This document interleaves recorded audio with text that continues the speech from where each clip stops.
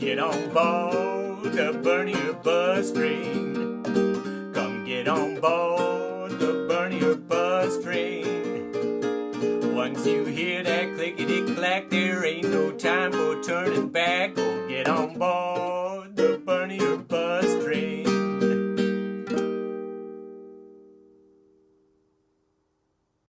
Good morning, USA, and welcome to another episode of the Bernier Bust Show. I don't remember which episode it was, but sometime in the past, we were skewering someone named Jerome. And so I guess he wants more. Just to remind you, if you remember, wouldn't bother me if you didn't remember Jerome, but he says, do we really think this take no prisoners position is moving this country forward in a progressive way? I would invite you, Jerome, to notice a couple of the recent Bernie or Bust episodes where what we're really doing, rather than just trying to rattle your cage, we're trying to warn you that even without Bernie or Busters, you still have a lot of people who will vote directly for Trump if Bernie isn't the nominee.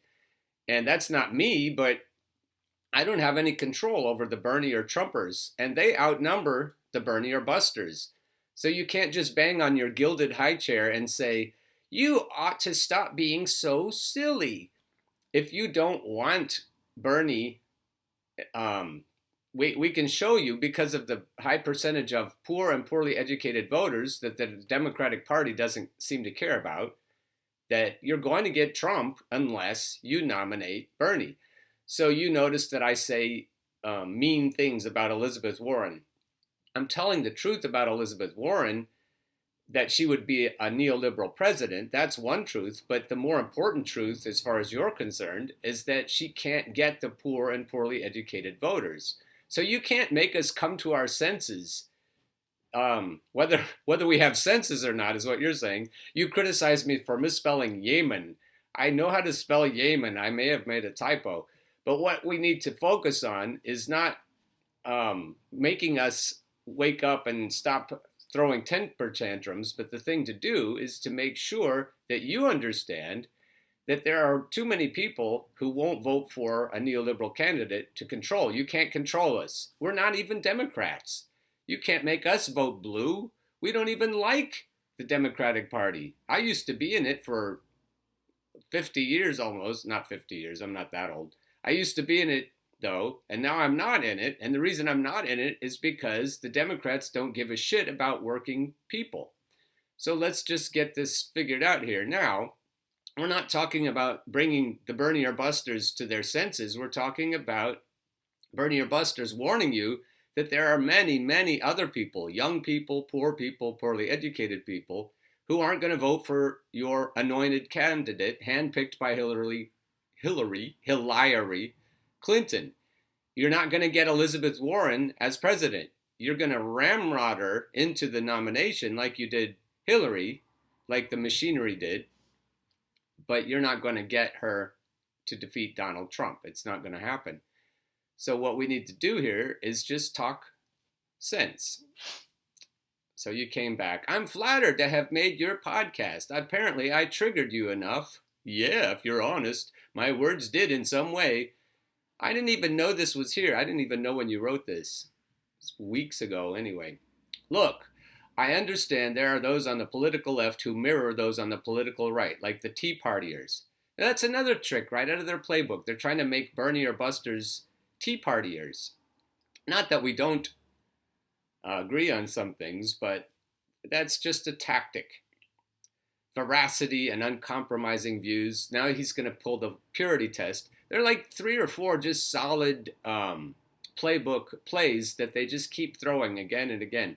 The best way to rebut Jerome and people like Jerome is to quote Kathy Copeland Padden. Look her up. Kathy with a K, Copeland with a C, Padden, Padden. Hey, I'm a pretty good speller. Anyway, he's characterizing our position as, if I don't get my way, fuck you, I'll shut down the government. Right? He says, right? Isn't that this position the extreme right-wingers in Congress take? And Trump too? There it is. He's trying to equate us with Trump. He's trying to say we're actually hoping that Trump wins. he's implying that. He didn't come right out and say it. I want to be fair with Jerome. I don't want to put words in his mouth, but I want to make sure that you understand, Jerome, that it isn't us taking no prisoners. It's us warning you, reminding you that you lost last time for solid reasons. You couldn't appeal to swing state voters. You couldn't appeal to working class people. The Democrat Party has become a party of wonky people.